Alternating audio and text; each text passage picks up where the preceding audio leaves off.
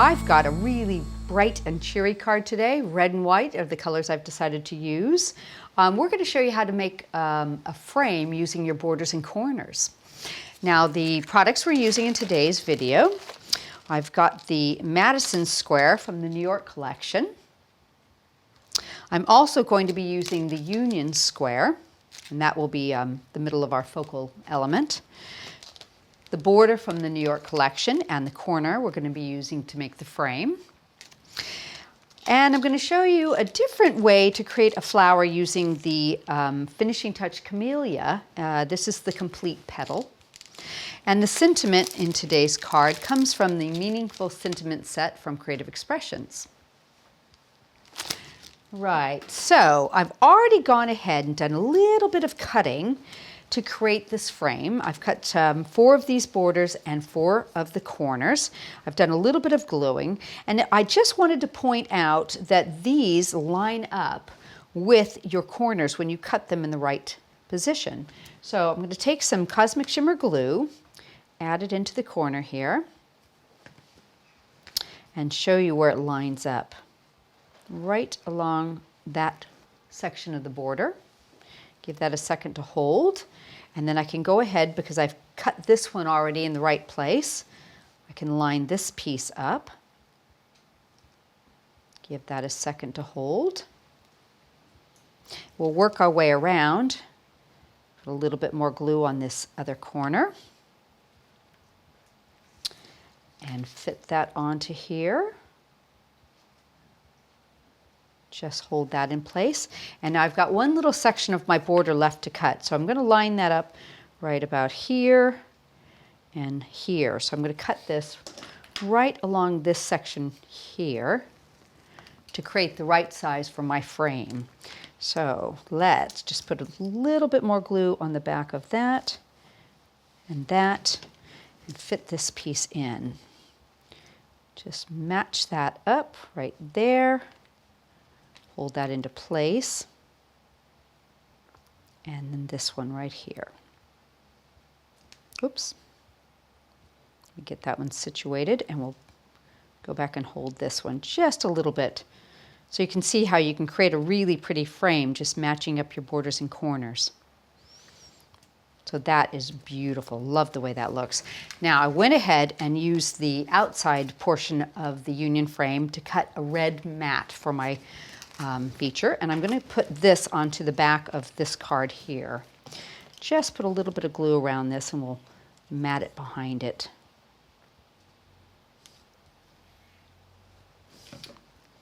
And that can just peek out around the edge of that. Let me see if I can get it nice and straight. There we go. See how pretty that looks? It's absolutely gorgeous going around the edge. So I've gone ahead and made a base, as I usually do, with a pierced matte layer. I've got a little bit of the red for balance. I'm going to go ahead and put this on with some mounting foam and situate that right in the middle. There we go. And I went and cut the Union square out. I've added a few little pearls to it. I'm going to seat that in the center of my red background. Just put that on square so it goes right into the center of that. And the sentiment I've stamped, and I've done it kind of on a diagonal there. I put a little bit of mounting foam on the back of this frame. There's just a nice little edge you can catch there with a very thin piece of mounting foam. I'm going to go around that, and then I'll trim off the extra bit. And let's just pop that right up into that corner so you can get it exactly where you want it. I'll just trim underneath that on both sides. There we go. Piece of mounting foam in the back. And I'm going to mount this one, like I said, diagonally. Just about like that. And we'll show you how to make a really pretty little flower for this. So let me tidy up a little bit. And I've gone ahead and cut 6 of these Camellia flowers and put them onto my mat. Poke some holes into them already. We're going to give them a light spritz and just start to soften up the petals. And what I'm going to do is do some scrunching. Just kind of fold them up a little bit. And that will start to break down those fibers. Okay. There we go. I'm going to scrunch every one of these. Okay. And I've got a little teeny brad here, so I'm going to open them up. And I'm going to poke that brad through one of them, and then I'm going to feed them all through, offsetting the petals on each one of them as I go. Oop, forgot to scrunch that one. There we go. Layer them all on. And if you want your flower really, really full, you can do a few more. If you're not as fussed and maybe you want it to be a little more open, you can use a few less. I like 6. I think that's a nice number for the flower. Okay, and let me just bend those little legs back to hold our flower into place. Now we're going to do a little bit more scrunching, and we're going to just pinch them. And if you start one by one and kind of work your way up, get a really pretty look to your flower. And remember, those fibers are really broken down from being wet earlier. Okay, so you can get it just the way you want it. Crunching it all around takes just a little bit of working, trying to open up the petals, keep them away from each other a little bit. There we go.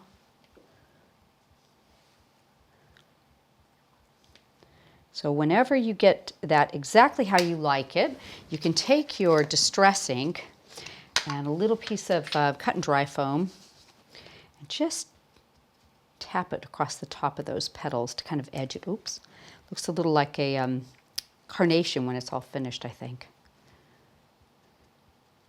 There you go. Just brings a little bit of color onto that. And play with it a little bit more if you like. Get it set up apart. Just push them however you want them. And then whenever you're happy with your flower and how it's set, because you've dampened those petals, that will dry into place just like that. So we'll go ahead and bring this over and put it into place. And I think we'll use I think I'll use some Cosmic Shimmer glue. It's still a little bit damp, so a glue dot may not work. I've got a couple leaves that I've gone ahead and done, so I'll lay them down just off to the edge here. A little bit of forming, just bend them. Pop them right there. And I have a piece of twine that I've tied into a knot to put underneath my flower. Like the way that looks. Oops, get that on there. And we'll put our flower on with a bit of glue and let that set up. Right in the middle there. Just a nice little accent off to the side. So I probably would let that set up a tiny bit to get it nice and adhered, but you can see how pretty that comes out. Absolutely gorgeous. And you can do this in any color you like. If red isn't maybe a color that you like, try a blue or a pale pink. It'd be so pretty done that way too.